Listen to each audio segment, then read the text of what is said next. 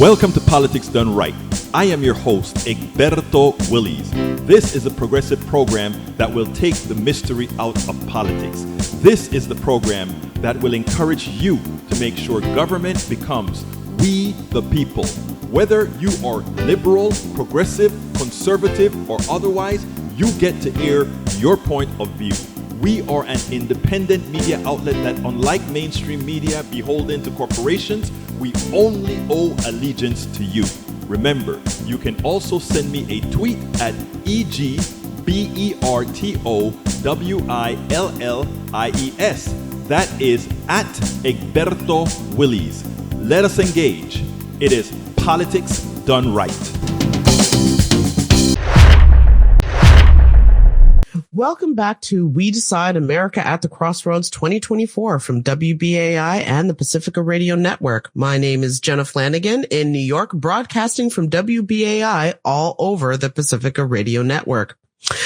So it's great to be joined by Egberto Willies, journalist and broadcaster. I'm sorry, I keep wanting to say Wileys. I don't know why my brain is doing that. Anyway. But you're a journalist and a broadcaster with Pacifica's sister station, KPFT, out of Houston, Texas.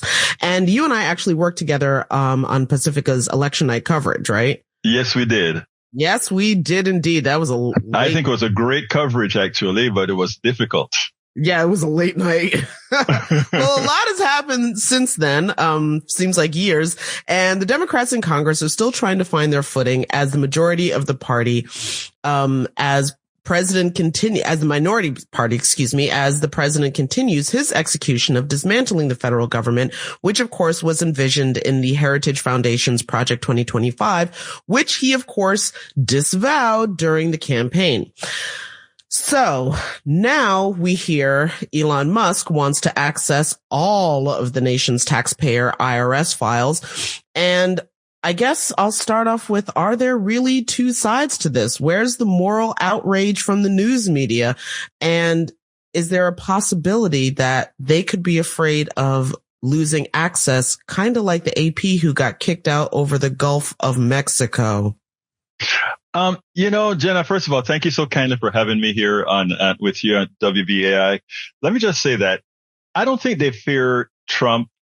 Really, I don't think this is where the media fear the state is coming for you or anything like that. I think the media fears the corporatocracy is coming for you, because the reality is the government. There's no government. There's a corporate state being controlled by the major players, vis-a-vis the billionaire Elon Musk, who runs four major corporations. We have, if you sat at the inaugurations, it wasn't Trump's cabinet behind him per se. It was a whole crop of billionaires, some of them who previously purported to hate this guy. So no, the reality here is we have a purchased government.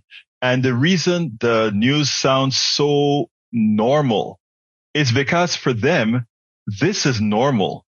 The government a government can be a democracy, but corporations aren't democracies. Corporations are by definition autocratic, and that's what we have. Aha. All right. So then, based on what you just said, then how does that impact, I guess, like the reason why the Sunday mainstream media seemed so business as usual is, I guess, it's a weird thing to say, but is journalism less about journalism and more about the corporation that owns the outlet? Oh, you're a genius. Let me just say you're a genius. Because here's the thing, as far as I see it, Jenna, what you do right here, where you are only responsible to make sure and tell the information as it is to your audience. The only people that you owe anything to is for those people who support a station like WBAI or KPFT, or let's just call it Pacifica Network. We are bound to tell those people the truth. Now, the only people that are bound by NBC, ABC, CBS, especially when they when they no longer had separation between the business side and the news side, the only loyalty they really have is to the people who are going to advertise on those channels. So therefore, we don't hear negative things as we should about Medicare Advantage, which is a fraud. We don't hear negative things about the medicines that are put out there, the pricing that control them. The American people don't know that the reality is that most medications aren't researched by corporations, but actually researched by your dollar, my dollar, the audience who's listening's dollar. They are the ones who developed the precursors. They are the ones who created the innovation. And then the corporate folks come on in and take it all over. The news media should be telling all that kind of stuff to the people so that they can make educated decisions when they elect their people. But most of the people, if they don't hear if they don't hear the news from you or myself or others, they don't know that. Well, give us some, I know what my background is and how I got here, but just so that the audience better understands, give us a little bit of your background. Like, what is informing your point of view to ensure that you put truth first over corporate interests? Okay, let me just first say that I'm a nerd. Okay, I came up here right here, yeah. I came to this country from Panama back in the early 80s, and I'm an engineer, and all that I have ever cared about were numbers. Well, not really, but you know what I'm saying. I am led by numbers, and when things don't, and the engineering methodology is that of reasoning, that of critical thinking. All these things come into an engineering methodology. And when you hear certain things in the political realm, it simply makes no sense, the way they put it out. Why are we, when we learn about the distinction between private sector, public sector, it never computed with me. So, after I decided to leave, the private sector per se to become a journalist per se, I was able to do this where there was no overbearing master that I had to appease. I could just come out and tell things the way they are. Right now, we have to give some grace to our journalists because, again, they do have a master. We have the freedom of being able to tell the truth. Yeah, there's definitely a distinction there. So one of the things that, first of all, going back to your point about engineering, though, because that is very much a word or a job title that is in the zeitgeist, because of course we know unelected co-president Elon Musk has been claiming that it is his understanding of engineering and data and numbers that is driving a lot of his decisions in Washington. And just considering that you're both engineers, I'd love to get your take. I love that you asked that question because as you were asking that, I wanted to make sure we give accurate information to our audience. Elon Musk has a Bachelor of Arts degree in physics and a Bachelor of Science in economics. Remember, anybody can call themselves whatever the hell they want to call themselves. Okay. But engineering has a particular method. And the truth of the matter is, what Elon Musk has shown is he doesn't go by engineering methods. Let's give a perfect example. For every action, there is an equal and opposite reaction. That's a very famous ethos that engineers go by. Every action has a reaction. Every time you put a chemical, if it has a valence electron out, there's going to be a reaction. If Elon Musk was a real engineer, he would have known that doing certain things he's purportedly there to support Donald Trump, who has a MAGA base. If Elon Musk was an engineer, he would have known that cutting certain parts of USAID would impact food delivery. Food delivery many times come from the center of our country, the grain belt. And he would also know that the grain belt is where the MAGA base is. So an engineer would have known, well, if I am making changes, I have to surgically understand where these changes are going to make so that it doesn't affect my Führer, the Führer being Donald Trump, of course. But there are two options here. He's not only a poor engineer, but he's also he doesn't have critical thinking abilities to know that. It's either that or he simply does not care about the peons that got them to the White House. And let's make sure that all Americans know this. Donald Trump did not had never won 50% of the American people. So while they're basking and stating that they've won 50% of the votes, no, they've won 49 point something percent of those who voted, who breaks down to under 30% of the voting American public. So there is no mandate there. And it's something that Americans should be aware of when they try to give the illusion of a mandate. All right. So getting back to your op-ed, and you mentioned that you wrote, I should say, quote, old journalism required balance and equivalences between sides. Issues were not wrong or right. They just were. Small government versus big government is not a discussion between wrong or right, but between different ideologies Americans had to choose. While many issues fall under that mantra, some are simply wrong. The inability of mainstream media, the Democratic Party, and other organizations to enlighten public opinion is because they do not speak to the striking language of truth versus the striking language of lies. That, I think, is a question that a lot of journalists, at least that I know, who are working with legacy institutions are struggling with.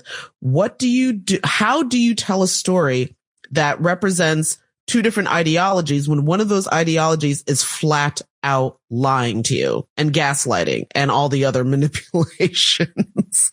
You just name it. You just name it, Miss Flanagan, Jenna. You just named it. The reality is, if it's a lie, it should be stated as a lie, not this side says this and the other side says that. There are certain things that we know are lies. I mean, when it comes to big government, small government, if I want small government, I have to understand that, well, there are sacrifices that people would make otherwise. If I want large government, there are other types of sacrifices that are made. That is something that's debatable, that we should have an argument, a discussion about, and we can give each side equal opportunity to tell the story. But when it starts about lying, when Obamacare has death panels, those are outright lies. Those shouldn't have even made it. Let me give one of the best classic failures of the media. When we had Obama talking about, when they talked about birth certificate, right? Here's the thing. If one accepted that Obama's mother was an American from Kansas, the discussion was over. Because birthright citizenship means you have one parent that is it's an American citizen. So that discussion should have been over. Whether Obama was born in Kenya, Thailand, or Hawaii, which many didn't realize was an American state, but whether he was born in Hawaii, Kenya, or wherever, he's a natural born American citizen because of who his mother was. That's okay, it. so End of discussion. Real quickly though, then that brings up, I mean, if something, and again, as you say it, that is very obvious common sense. But in your opinion, why do you think that never came up? Because again, lots of American women, and I'll be perfectly frank, lots of American white women travel the world, have husbands all over the place, and give birth wherever, and it's understood that their children are American citizens. So how do you think that got lost in the sauce and that point was never brought up as a rebuttal? For the same reason that Kamala Harris lost. Let me put it this way. Same reason that Kamala Harris lost. First of all, let me tell you, John McCain was born in the same hospital that I was born in. Did you know that? No, I did not. I was born in Cocosolo, Panama Canal Zone. But from Panamanian parents, so I'm a Panamanian. I was a born Panamanian. Mr. McCain was born from American parents, but on the Canal Zone in the same hospital, Cocosolo, that I was born in Panama. Okay. Very few people said that. Did anybody really question whether whether he could be president or not? We also look at Marco Rubio. Marco Rubio was born in, I think it was Canada, and from I think one of his parents was Cuban, one of his parents was American. Okay. Same thing. Nobody really made a big issue about, let me see your birth certificate, Mr. Cuban. Let me see your birth certificate, Mr. McCain. Now, when it comes to somebody like Obama, because Obama was a person of color, specifically a black person or presenting as black, not only do the average, Americans take liberties with Americanism, but also the media. The media the mainstream media, that is, should have never entertained the discussion. The only reason they entertained the discussion is because of the lack of respect for people that are non-white. That lack of respect presented itself with Kamala Harris. The economy in a capitalist system, look, the economy wasn't all that good for anybody. It hasn't been good for anybody since 1980. Okay. Now, however, based on the metrics that we have for capitalism, the Biden economy was much better than the Trump economy. But Kamala Harris lost, and the media swung it as this is a economic model. She couldn't talk to the working class, etc. That wasn't the issue. The people knew that the economy was good enough, so that means they didn't have to elect the more competent Black Asian woman. They understood that the economy was fine, so they could take a chance with the moron one more time. Okay. Oh. They could take a chance with the moron one more time. It's the same thing that occurred during the Obama years. I never thought Obama was going to win until somebody canvassed in Pennsylvania, and they asked this white woman, and they asked her who the family was voting for. She turned to her husband. I don't know why. She turned to her husband and said, "Honey, who are we voting for?" The husband returned, "Tell them we are voting for the N guy." Of course, understand this. That's when I knew Obama was going to win, because that guy's personal economy finally superseded his prejudice. It superseded his racism. If we were in a bad economy, we needed a bad economy for people to say, I need to go with competence over a moron. And that is where we are at. We are still in a position where we have enough, not all, but we have enough people in the majority population that they're not necessarily voting against their own interests. They're voting against their own prejudice, or they're voting with their prejudice when they feel voting with their prejudice wouldn't cost them too much. Except that's not what some people seem to be finding out. I also want to point out, speaking of what you were talking about, the way people vote, we've had several times on the show, the reporter, filmmaker, documentarian, Greg Palast, who did this film, Vigilantes, America's News. Okay. So, just the fact that his film has determined that there were as many as 3.5 million votes that were thrown out, and those were mostly votes from people who were in zip codes that were mostly of color, etc. How do you see that factoring in as well to the political situation that we're in now under Trump 2.0? I agree, first of all, that there's a good likelihood that if all those votes were counted, that Kamala Harris would have won the popular vote. Whether that would have happened in all those, I haven't spoken to Greg since the movie, but whether that would have happened in all the key states to give her the electoral college win, I am not sure. I would be lying if I said I knew that for sure. But that said, look, if you look at what people want or what they claim that they wanted, the pick would have been, again, she isn't the ideal pick, but in a contest of two, she would have been the choice of not only the majority of the people, but a large majority of the people absent her hue. That's very, very interesting. And I want to I want to pull another, I guess, quote from your article. And that was, remember when Republicans lied about Obamacare having death panels and throwing your grandmother off a cliff? They do this on every issue ad nauseum. Interestingly, Republican policies truthfully harm Americans and could be placed in graphic language that viscerally gets to the American psyche, yet it is rarely, if ever, done by Democrats, our mainstream media, and other organizations. Why do you think that is? And more importantly, I want you to focus specifically on the Democratic Party. I mean, we've kind of unpacked that the media's got corporate issues. Right.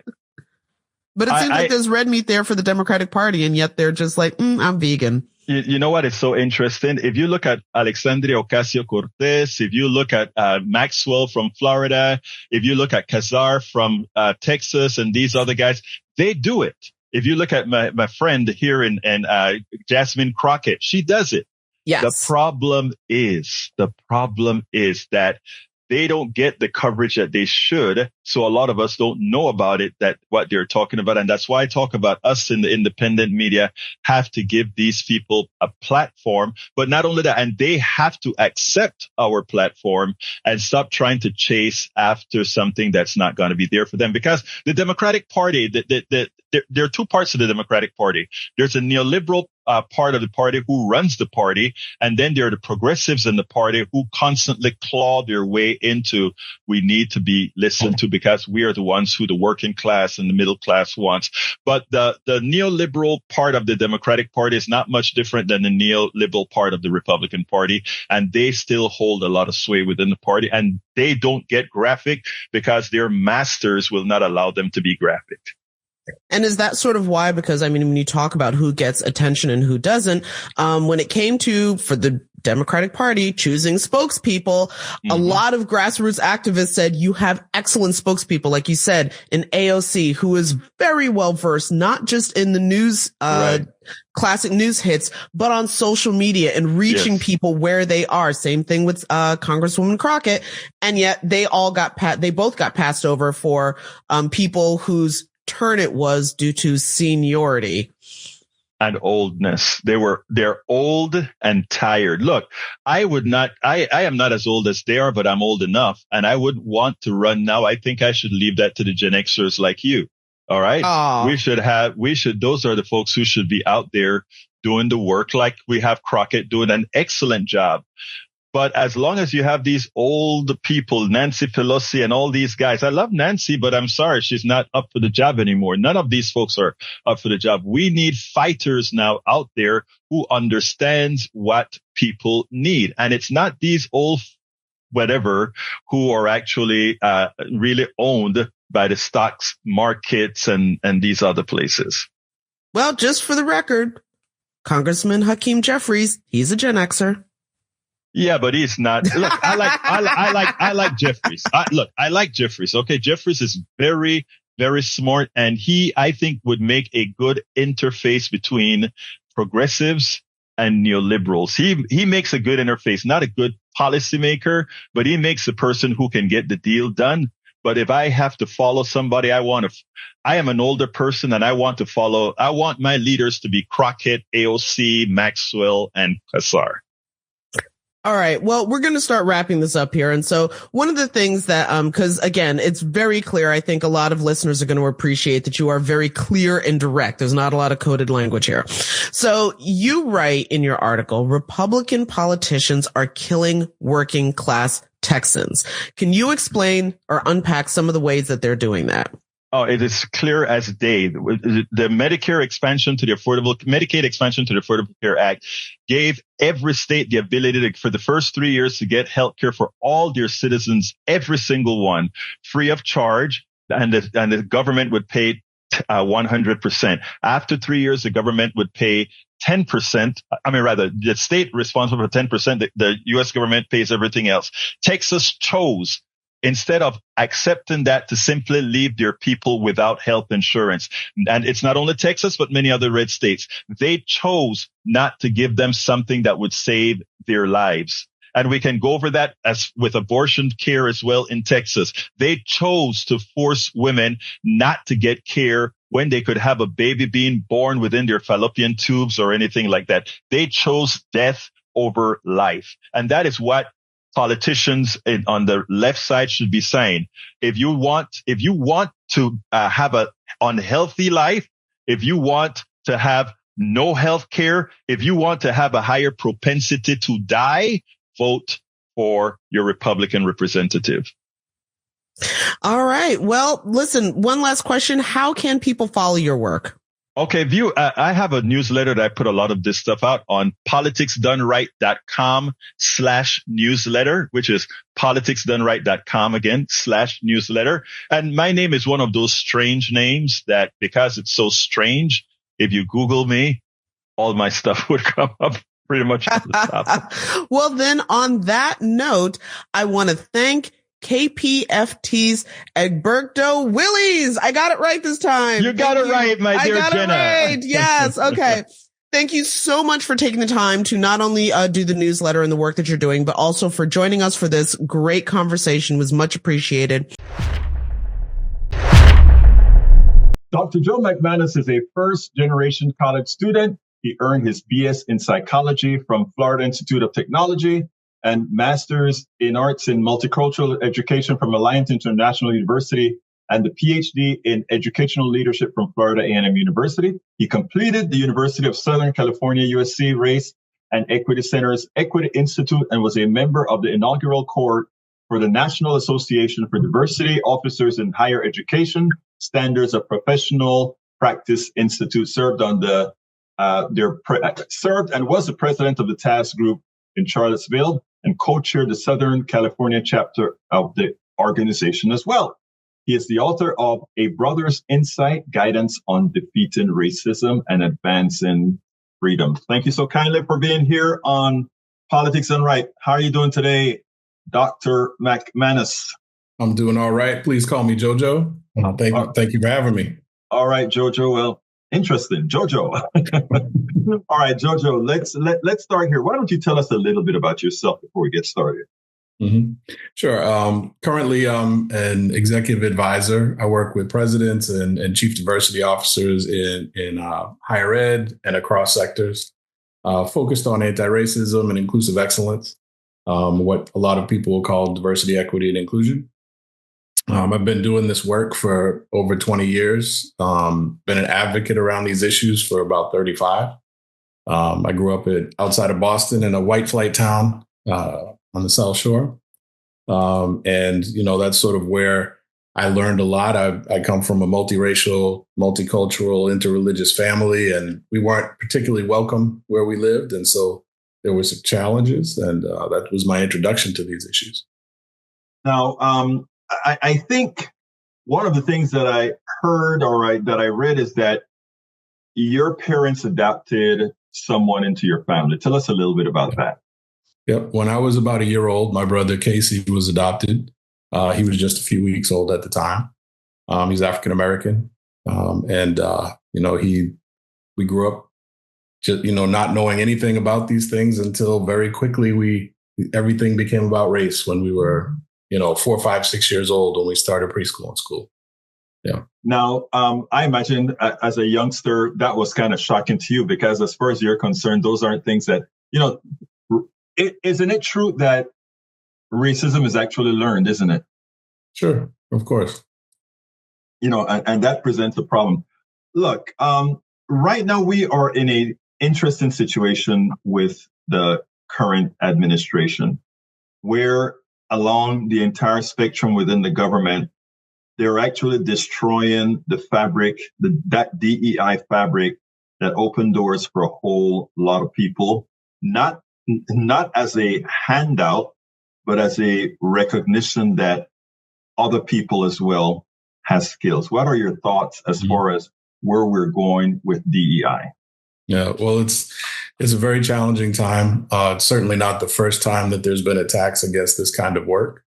What we call the work has changed over time, of course. Right now, they talk about diversity, equity, and inclusion, and I'm trying to make sure we say it out loud: diversity, equity, and inclusion, and that's what they're opposing. Because turning it into an acronym that doesn't mean anything to folks is part of why people believe anything about it. But I think that there's a deep misunderstanding of what the work is. That there's this trying to make it oppositional to merit.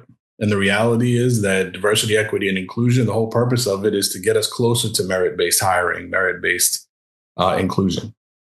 And so I think that there's, you call this administration interesting. I don't know about that. Highly problematic. Highly problematic is maybe where I'd start. But I think they also demonstrate why diversity, equity, and inclusion is so important, right? When you look at the appointees, Secretary of Defense, secretaries of all these different things, the cabinet, these are folks that are in positions that they are in no way qualified for, right? And, that's what had been the problem over time. That people of color, women, LGBTQ folks were not able to compete. They weren't in the running. So the whole purpose of diversity, equity, and inclusion, and the precursors of that, is to make sure that people have more of a level playing field. What folks are reacting to, right, is that folks that had extreme privilege lost some of that privilege. And to them, it felt like discrimination. It doesn't make it actual discrimination, but they felt like they were being discriminated against because all of a sudden they went from only having to compete with other straight white men to having to compete with everybody, at least to some degree, right? And that felt some kind of way to them. And so that's where we get this pushback. So what I think is important that we keep in mind is that this pushback, this backlash, this administration is a reaction to progress that was being made. So it's very important to defend the work that has been done and to continue moving, maybe through different paths, but continuing to move forward. Now, you brought up the defense secretary, Hegseth versus Austin. Now, when you compare the records between Hegseth and Austin, well-respected, schooled professional who had a great record in the Army. What do you think it really does to not just diversity, equity, and inclusion, the subject? What do you think it actually does to all the people who invested in moving themselves ahead, and then somebody like Hegseth, who has really no character or relevancy for that position to get it? Well, it's a perfect example of what I was saying. You know, this is somebody that's completely unqualified for the role by any objective measures, right? And to compare him to somebody that was highly qualified, right? And I'm very well versed in the military and what they've done around equal opportunity and diversity and inclusion. They have this phenomenal organization called the Defense Equal Opportunity Management Institute that came into being during the civil rights movement when there started to be race riots in the military. And you can imagine these are highly trained folks with weapons, right? So the military understood we can't have this. And they started what they called at the time the Defense Race Relations Institute. And then it became DOMI after that. And I was blessed enough to be able to do my college internship there under Colonel Ronald Joe, who was the commandant. And he's been a mentor ever since. And so I'm very well versed in what has gone on in the military. And the truth is, again, real progress had been made, right? Which was evident in the leadership. And so the pushback in the military is because of that, right? Again, these folks feeling like they're being discriminated against and just saying, you know, we're going to push back on this. And the reality is that they weren't. The playing field was becoming level, right? And I mean, you can do the same thing with a comparison of Marjorie Taylor Greene and, say, Jasmine Crockett or AOC. These folks, there's no comparison, right, at all. And that's the problem that DEI has tried to address. Explain that to the audience. Give us a background. Taylor Greene versus Crockett and AOC, very well-read others. Right. I think when you look at somebody like Marjorie Taylor Greene and others that are in positions that they gained, through, the electoral process, which is fine. But these are folks that are not very well educated and that don't bring that to the table. And then you have people like AOC and Crockett and others that are coming in that are very highly educated, that are very well read, that are doing their homework. And they're coming to the table to have real dialogue and try to make progress. And they're being, on the other side of the aisle, they're facing people that got there not through merit, right? And so when we talk about it, they like to talk about DEI hires. I think that we have to really think about what is a white privilege hire, right? And that's the problem. The problem is white supremacy and the privileges, and I call them privilege scraps, right? I talk about this in the book. The reality is that long ago, when there were folks coming together to fight against the oppression that was going on in this new country, you had formerly enslaved and enslaved people. You had people that were dealing with an ongoing genocide against indigenous Americans, and even indentured white folks coming together and fighting against who they saw as their common oppressor, right? That's when the idea of handing out some white privileges came into play, right? And there's some great books on this that address this, and I reference a lot of them. But what happened was they started giving out what I think of as privileged scraps, right? To the truly wealthy, having a little leg up in getting into a college and, having a leg up in this way or that doesn't mean anything to them. But what it does is it drives a wedge between communities that should be working together to address these issues in partnership, in solidarity. And it's that divide and conquer methodology has been extraordinarily successful, unfortunately, because they've found, all we need is a wedge, right? So if these two groups are getting together, well, we got to find a way to divide Black and brown folks. We got a way to find division based on sexual orientation, whatever it might be, right? Those wedges are critical to white supremacy continuing, right? And I think, these are the folks that on one side are trying to point those things out and say, hey, we want a level playing field. The other side saying, no, we like this privilege.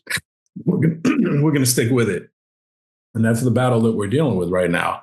We might take a couple of steps forward, and then we're going to take some steps back because of the pushback.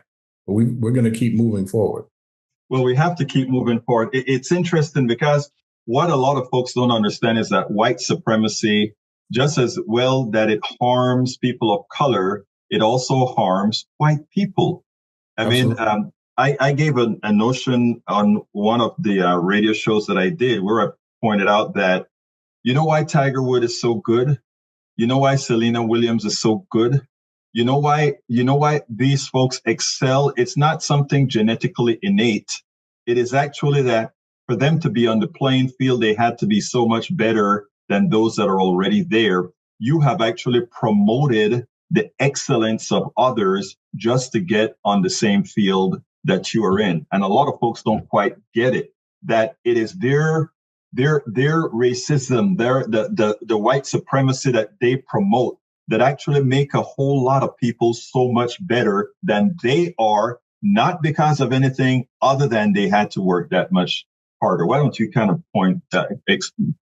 lay that out? We're in a moment of F around and find out, right? Right. And right now, a lot of white folks that voted for the current administration are finding out they don't care about them either, right? They certainly don't care about folks of color or LGBTQ plus folks or immigrants of color. They don't care about the people that they were very overtly saying they don't care about, right? But white folks now that voted for them are finding out they don't care about them either. Exactly. Right? And so when you say that white supremacy and oppression hurts white folks as well, it does. And this is the F around and find out moment for them, right? They're starting to find that out. And I think there's always the question of, hey, my life has been hard, and I'm white. And so, I don't think that racism is real. Well, your life may be hard, but it's just not hard because you're white. Mm-hmm. It may be hard because you have low income or because the education that you got from our schools, which are intentionally not great, has not prepared you well. There could be a lot of other reasons. And a white person can be discriminated against. It's all these intersecting oppressions that keep us divided, right? So, for me, we have to start talking to the folks that are finding out and help them understand we are really a lot more alike. We are really dealing with the same folks that are holding us down so that they can, buy their own rocket ships and all these other crazy things that the billionaires get to do. And it's not just the folks that we know are billionaires that we see on the news. There are generations of families that have never worked, right? They call work running their family foundation. Right, exactly. And giving money to causes that they care about. That's their work.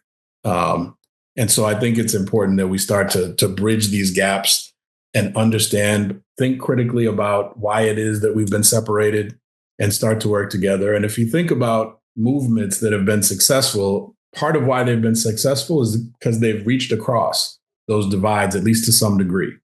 And the Black Lives Matter movement is an excellent example from the very beginning. They were reaching across different divides from the very beginning. So I think that that's going to be the future of this work, is recognizing that we are the vast majority. And if we can get past these intersectional oppressions that get all of us and start to work together in solidarity, that's when we really make progress. Now, tell us, we need to talk a little bit about your book, A Brother's Insight, Guidance on Defeating Racism and Advancing Freedom. First of all, why did you write the book? Well, it's interesting. I've been doing this work for a very long time, and I've focused primarily behind the scenes, right? Mm-hmm. Some of that purposefully, because I don't think that, guys that look like me need to be out front of this all the time and have all the attention. So I didn't feel like I needed to be on camera. I needed to just get the work done, policy, curriculum, whatever it might be. And it was shortly after George Floyd was murdered when the video came out. My daughter, who at the time was, 9 or 10, was hearing things from her friends. And she really was confused. And she said, Dad, what really happened? And I said, well, there's actually video of it. So you don't have to believe anybody. You can see what happened. And then we can talk about it. And it was a difficult decision to have a little kid look at this, right? My daughter happens to be biracial, right? Her mother is African-American and Creek. And so these are issues that she has to deal with even differently than I do or her mother does. Right. And she's quick to tell us that we don't know what it's like to be mixed like that. How old is she now? She's 14 now. She's a freshman. Oh, she knows she's the boss. Yeah. Yes. And she's brilliant. And, she's very thoughtful and cares about other people. So we sat through that. And it was one of those incredibly difficult moments in life, right? To sit there with your daughter and say, and you're basically saying, yeah, this is the world that I'm presenting to you. This is the best we've been able to do so far. This is who we are. And she sat there, she watched it. I've never seen that look on her face. It was intense. And afterward, we're trying to talk about it. And she said, Dad, isn't this what you're supposed to prevent from happening? Wow. She said that in a 10-year-old voice. I don't know how to. Yeah. And I said, yeah, me and Uncle Eddie and T.O. and Auntie Kathy and all these people she knows as family that I work with that are like family to us. And she cut me off and she said, it's not working. She said, you got to do better. And that hit me. She's telling me I'm hearing a call to action from my kid saying, you're not working hard enough. And I didn't know at the time how to work harder. I mean, myself and the people that do this work, we work hard. Right. And hard work is something I value. I come from a blue collar family. I'm a first generation college student. I value hard work and I've worked hard. And to hear that from my kid that it's not working and you got to work harder. So I thought about what else could I do? And, one thing that I've been encouraged to do for years was to write. And I thought, there's a lot of books out there. There's all great stuff. And some friends of mine talked to me and we realized that we should all be writing these books, right? Because they need to hear from people with different perspectives. Because if you write this book about your history and your experience and what you think the future should be, and then I do it, some people are going to hear from you and they're going to relate and they're really going to hear your voice, right? But some people are going to be like, this guy, right? I'm not listening to him, but they might listen to me. For the craziest reason. It could be because I'm from, the Boston area. It could be because I'm white. It could be because I'm a man. Who cares? But if enough of us are saying similar things and reaching enough people, then we can have impact. So that was really the impetus behind the book. And it was tough. I originally planned to write sort of a professional book, right? Something academic. And I worked with a book coach that helped me to understand that it was my story that was unique. Exactly. And that had to be included. Yes. And that was hard, right? Yes. And, there's some tragedies in my life and that I had to write about in the book that were extraordinarily difficult to write about. But I think that it's been worth it because the feedback that I'm getting from people is that it brought them in. Right. So that's what I'm hoping is it'll bring more people into the conversation. This is really about the reality right now, there is no time for bystanders. No time for bystanders right now. We really need to recognize the importance of other voices, not just those of us that do this professionally all day, but the other folks in the president's cabinet, whether it be a university president, a company president, where are those leaders? And everybody, in the entire organization, all those voices. People talk about, enough whispers, joined together can make an awful loud roar, right? And I think that that's a valuable thing to think about, is that we need those other voices right now while the attacks are on us to do it professionally. You know what is important? What you said there, we have to be loud now because you know what, Jojo? They realize that they have to be loud because people are starting to come together and they're starting to see that a lot of what they've spoken about is bunk.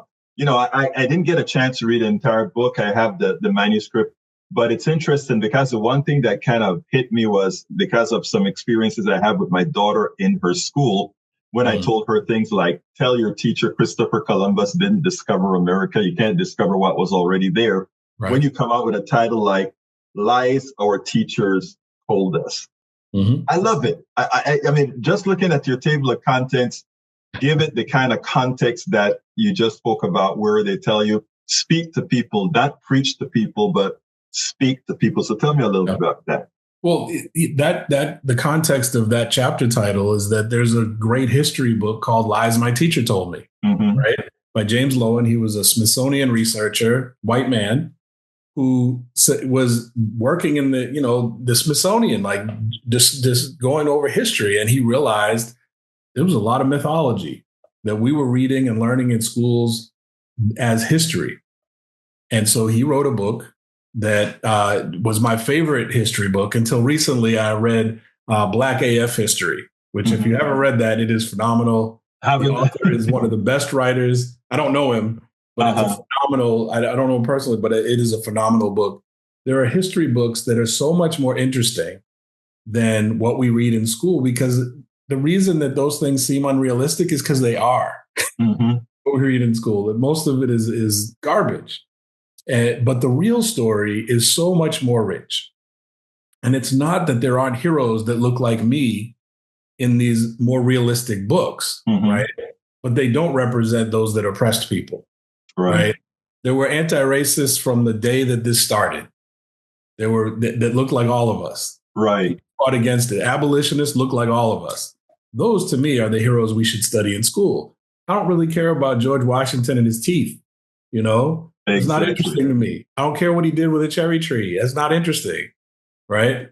What I care about is what was going on, looking at it with a lens of critical thought, of social justice, and what we want to see in the future, right? And saying, okay, who are the folks that I want to learn from?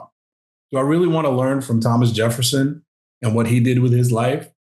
If you read his journals, he knew he wasn't a good guy, right? He was doing awful things, but we are taught that he's a hero.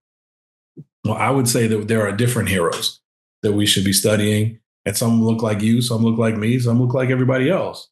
It's much more diverse if we look at the actual history, That is great. And I want to go back to something you said, because I always have an issue with it, because I think folks that look like you, white guys, earlier you said, you write the book, you kind of like to stay in the background on this issue because you're white.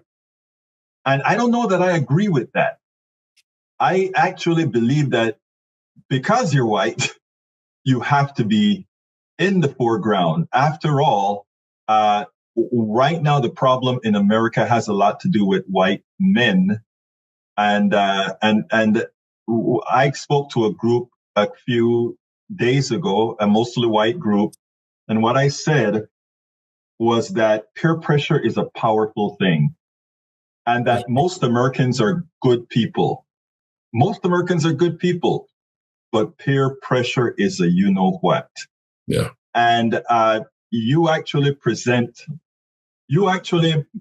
in my opinion, that is, I think when guys like you go out there unabashedly and tell the story, that gives permission to others to join the fold. Yeah, no, I definitely hear that. And it's partly why I'm, stepping out the way that I am now. It was also, a hard thing for me. There's, a lot of us have imposter syndrome along the way, in feeling like we just don't know enough to be out there, right?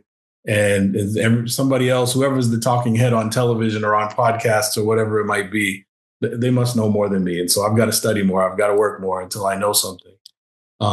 But at this time, I'm realizing that now I'm getting into a position where, I have some real wisdom on this.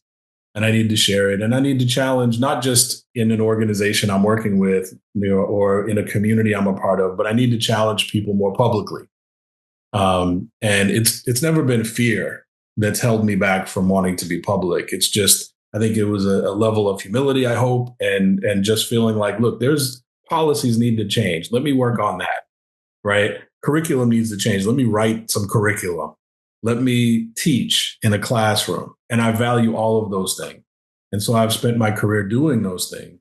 But right now, the public attack on diversity, equity, and inclusion and all the branches of that, right, are dangerous.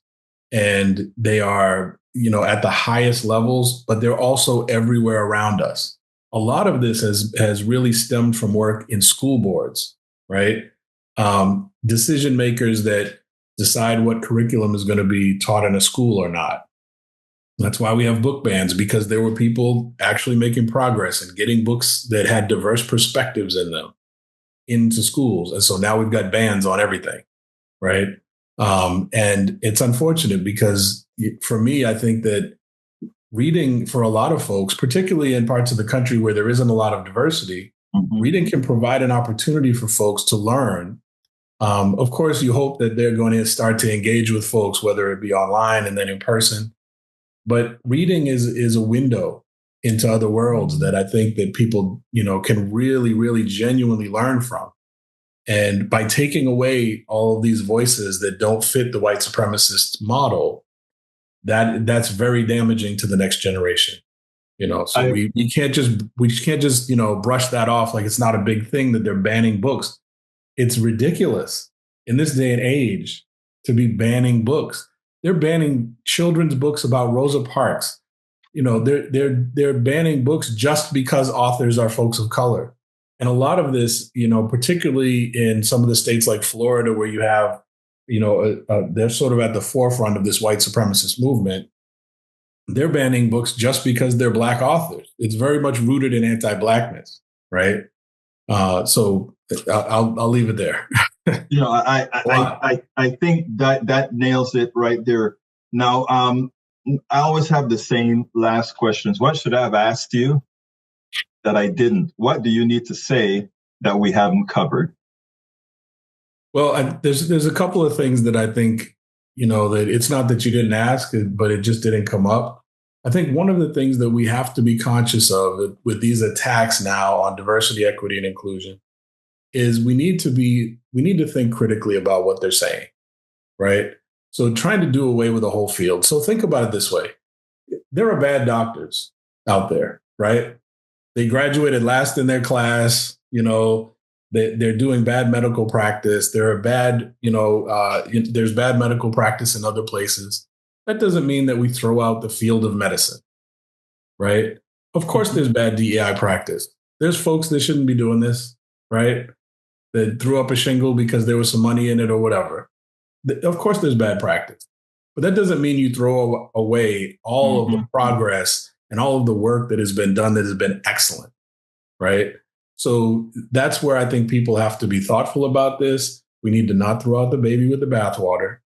And we need to consider, just like any field, of course, there's bad psychologists, there's bad everything. Accountants, doesn't matter what field you're talking about, doesn't mean you throw it all away.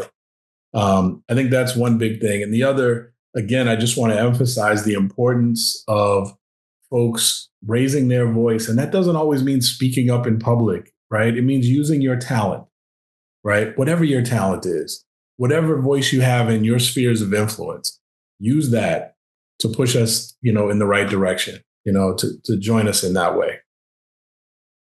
Dr. Jojo McManus, author of A Brother's Insight, Guidance on Defeating Racism and Advancing Freedom. His website, drjojo.com. Again, www.drjojo.com. And it'll be in the blog post for this, as well as a direct link to get his book. I'm pretty sure you guys are going to be excited to go out there and get it, because, I mean, this is what we need to do. We all have to be proactive and out there. Jojo, thank you so kindly for having been on Politics Done Right. Thank you so much for having me. Appreciate it. Imagine if our media did what President Macron from France's President Macron did with Donald Trump. And he did it very civilly and in a good manner. And that is what you got to do with Donald Trump. Donald Trump is a liar. And the thing about it is, you wonder if the guy is completely desensitized from people actually knowing that he's a liar. Do France support the U.S. being compensated? I support the idea to have Ukraine first being compensated, because they are the one to lose a lot of their fellow citizens and being destroyed by these attacks. Second, all of those who paid for could be compensated, but not by Ukraine, by Russia, because they were the one to aggress. Again, just so you understand, Europe is loaning the money to Ukraine. They get their money back. No, in fact, to be frank, we paid 60% of the total efforts, and it was through, like the US, loans, guarantee, grants, and we provided real money. To be clear, we have 230 billion frozen assets in Europe, Russian assets, but this is not as a collateral of a loan, because this is not our belonging. So they are frozen. If at the end of the day, in the negotiation we will have with Russia, they're ready to give it to us, super. It will be loan at the end of the day, and Russia would have paid for that. If you believe that, it's okay with me. Mr. President, they get their money back, and we don't, and now we do. But that's only fair. So yeah, Donald Trump has been lying about the United States spending more money for Ukraine than the European Union. He's been talking about everybody else doing the loans. No, it is only Donald Trump and his minions who are trying to use colonial tactics to take Ukraine's resources away. And, you may say, well, look, America has given them a whole lot of military equipment and bombs and all these things, and they need to pay for it. Well, we have to remember that all that money that goes from the Congress goes right into the pockets of the billionaires who are building the bombs, who are building all these things. So it's just a work program that the United States have here for giving these bombs and killing people over there in Ukraine. It's a money-making venture.